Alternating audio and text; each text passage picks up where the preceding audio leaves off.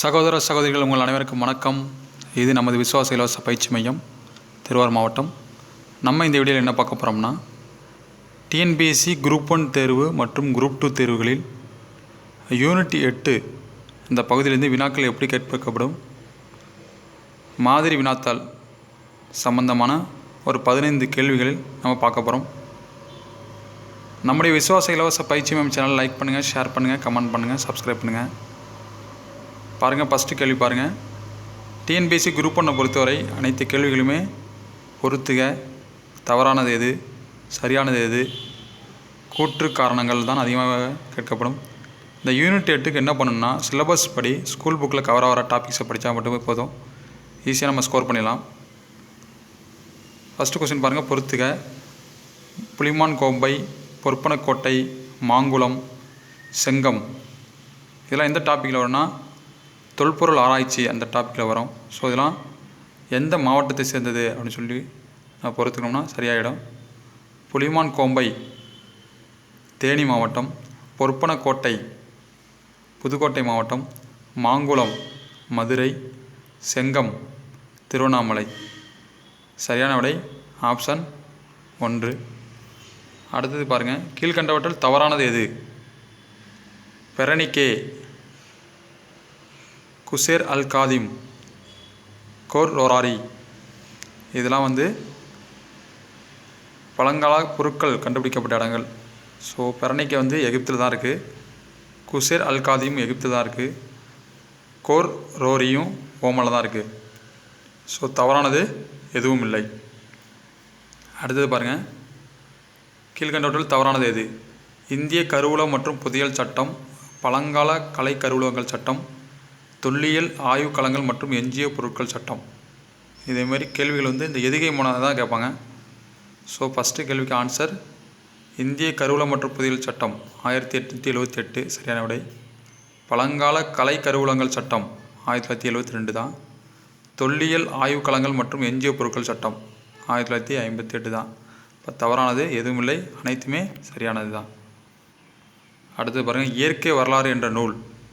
அதாவது குரூப் 1 பொறுத்தளவு நம்ம ஒரு டாப்பிக்கை பற்றி படிக்கிறோம்னா அதை பற்றி முழுமையாக தெரிந்ததாக தான் நம்ம விடையளிக்க முடியும்.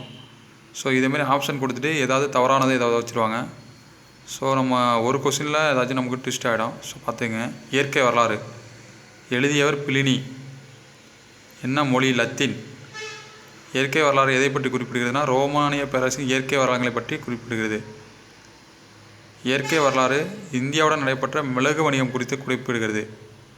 ஸோ தவறானது எதுன்னு சொல்லிட்டு பாருங்கள், நீங்கள் கெஸ் பண்ணுங்கள்.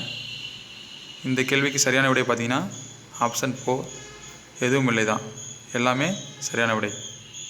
அடுத்து பாருங்கள், பொறுத்துக, அதாவது பொருந்தியுள்ளதில் தவறானது. காவிரி, பூம்பட்டினம், கொர்க்கை, கன்னியாகுமரி, முசிறி இதெல்லாம் அந்த இயற்கை வரலாறு நூலில் எப்படி குறிப்பிடப்பட்டிருந்துச்சு அப்படின்னு சொல்லிட்டு கொடுத்துருக்காங்க.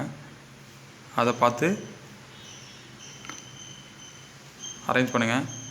காவிரி பூம்பட்டினம் கேப்ரியஸ் எம்போரியம், கொர்க்கை கொர்க்கை, கன்னியாகுமரி கொமோரியா, முசிறிஸ் முசிறி எல்லாமே சரியாக புரிந்திருக்கு, தவறானது எதுவும் இல்லை.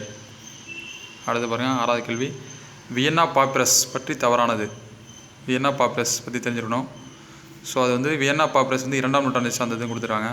அடுத்து முசிறியில் நடைபெற்ற வணிகம் தொடர்பான குறிப்பு உள்ளதா அந்த வியன்னா பாப்பிரஸ்ஸு.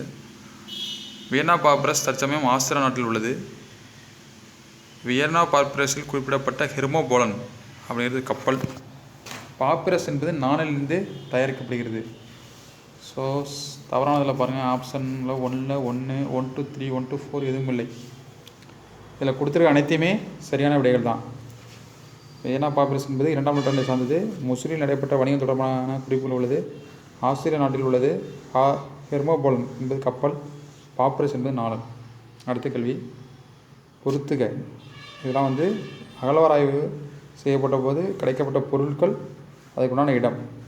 ஃபஸ்ட்டு பாருங்கள், நெல்மணிகள், பொருந்தல், இரும்பு வாள்கள், புதுச்சேரி, நெல்மணிகள் அடையாளம் காட்டும் அச்சு, கீழடி, தங்கத்திலான தொங்கல், பொருந்தல், கண்ணாடி மணிகள், பொருந்தல், தங்கத்திலான அணிகலன், பட்டணம். இதில் தவறானது எதுன்னு பாருங்கள். இந்த கேள்விலாம் எங்கே இருக்குன்னா 9th ஹிஸ்ட்ரியில் யூனிட் 3 அதில் கொடுத்துருக்கோம். அதுலேருந்து எடுத்திருக்கோம். ஸோ இந்த கேள்வி வந்து எதுவுமே தவறானது கிடையாது, எல்லாமே சரியானது தான். எதுக்கு இந்த கேள்விகள்லாம் இதுமாதிரி கொடுத்துருக்கோம்னா, நீங்கள் வந்து இதை பார்த்து நீங்கள் படிச்சுக்கலாம். நெல்மணிகள் எங்கே எடுத்தாங்கன்னா பொருந்தல் எடுத்தாங்க. இரும்பு வாள்கள் புதுச்சேரியில் எடுத்தாங்க. நெல்மணிகள் அடையாளம் காட்ட அச்சு வந்து கீழடியில் கிடச்சிது. தங்கத்திலான தொங்கல் பொருந்தல், கண்ணாடி மணிகளும் பொருந்தல் கிடச்சிது. தங்கத்திலான அணிகள் வந்து பட்டணம். இரும்பை உருக்கும் ஆலைகள் எங்கே இருந்தது சொல்லிட்டு கமெண்ட் பாக்ஸில் கமெண்ட் பண்ணுங்கள். உரைக்கிணறு அகழ்வாராய்ச்சி என்பது உரைக்கிணறு எங்கே கண்டெடுக்கப்படுது அப்படின்னு சொல்லிட்டு கமெண்ட் பாக்ஸில் கமெண்ட் பண்ணுங்கள். அடுத்து பாருங்கள், நன்கு வடிவமைக்கப்பட்ட யவனர்களின் கப்பல் தங்கம் பிற உலக காசுகளுடன் முசிறி துறைமுகத்திற்கு வந்து மிளகை ஏற்றி சென்றதாக கூறும் பாடல். அகநானூறு இல்லைன்னா புறநானூரில் ஏதோ ஒரு பாடல் குறிப்பிடுது. அதோட பாடல் எண் வரைக்கும் புக்கில் கொடுத்துருக்காங்க. ஸோ அதேமாரி நம்ம படிக்கணும். இந்த வரிகளை குறிப்பிடும் நூறு என்னென்னா ஆப்ஷன் 4 அகநானூறு 149 பாடல் குறிப்பிடுது. அடுத்து பாருங்கள், பெரும் பத்தன்கல் பற்றி தவறானது. பெரும் பத்தன்கல் நமக்கு தெரிஞ்சது என்னதுன்னா தாய்லாந்தில் கிடைச்சது அப்படின்னு தான் தெரியும். ஸோ இதில் பாருங்கள் எவ்வளோ விஷயங்கள் இருக்குன்னு. தாய்லாந்து நாட்டில் உள்ள குவான் லுக் பாட் என்ற இடத்தில் கிடைத்தது.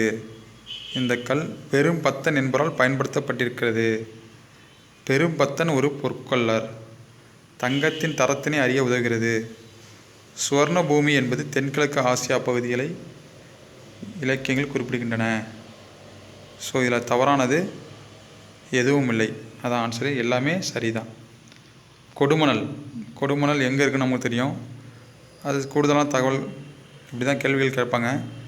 யூனிட் 8லேருந்து கண்டிப்பாக யூனிட் 8 யூனிட் 9லேருந்து டோட்டலாக 70 கொஷின். ஸோ இதை கவர் பண்ணவே கண்டிப்பாக நம்ம ஹை ஸ்கோர் பண்ணிடலாம்.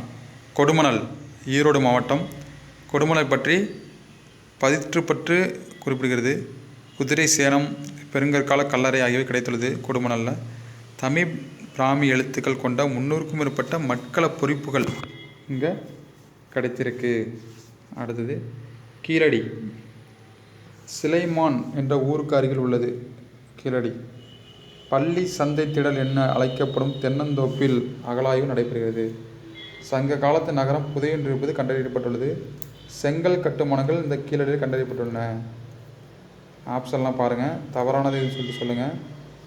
இதுலேயும் தவறானது எதுவும் இல்லை, அனைத்துமே சரியானது தான். கீழடி என்பது சிலைமான் என்ற ஊருக்கு அருகில் இருக்குது. ஓகே, நெக்ஸ்ட் கேள்வி பாருங்கள். சமய சடங்கின் போது நிகழ்த்தப்படும் மாற்றங்களின் ஒரு வகைக்கு என்ன பெயர்? இது ஒரு முக்கியமான கேள்வி, தேர்வில் அடிக்கடி கேட்கப்பட்ட கேள்வி. இதுக்கு சரியான விடை வெறியாட்டம். அல்லது காலக்கோடு. இந்த கேள்வி எங்கேருந்து எடுத்துருக்கோம்னா, புக்கில் பாடம் முடிந்த பிறகு அறிஞ்சொல் பொருள் இருக்கும், அதுலேருந்து எடுத்துருக்கோம். மு அதாவது கிமு 1300 to கிமு 300 வரை உள்ள காலம் எவ்வாறு அழைக்கப்படுகிறதுனா இரும்பு காலம் அல்லது பெருங்கற்காலம். கிமு 300 முதல் கிபி 300 வரை உள்ள காலம் சங்க காலம். இது ரொம்ப முக்கியமானது. முதல் ஆண்டுனா கிபி முதலாண்டு நூற்றாண்டை சேர்ந்தது தான் இது பெரிப்ளஸ் மற்றும் இயற்கை வரலாறு. கிபி 2ஆம் நூற்றாண்டை சேர்ந்தது தான் வியன்னா பாப்ரஸ் தாலமியின் புவியியல். ஸோ தவறானது எதுவும் இல்லை, அனைத்துமே சரியாக புரிந்துள்ளது. 14வது கேள்வி பாருங்கள். காயல் சிறந்த நகரம் என்று விவரித்த வெனிஸ் நகர பயணி. காயல் சிறந்த நகரம் என்று விவரித்த வெனிஸ் நகர பயணி மார்க்கோ போலோ. நகரங்களில் சிறந்த நகரம் காஞ்சி அப்படின்னு ஒருத்தர் சொல்லியிருப்பாப்புல. கல்வியில் கரையில்லாத காஞ்சி அப்படின்னு சொல்லிட்டு ஒருத்தர் சொல்லியிருப்பாங்க. ஸோ பார்த்துங்க. அடுத்தது பாருங்கள், இதுதான் அந்த தமிழ் பிராமி எழுத்துக்கள். உங்களுக்காகவே நேராகவே போயிட்டுருக்கோம்.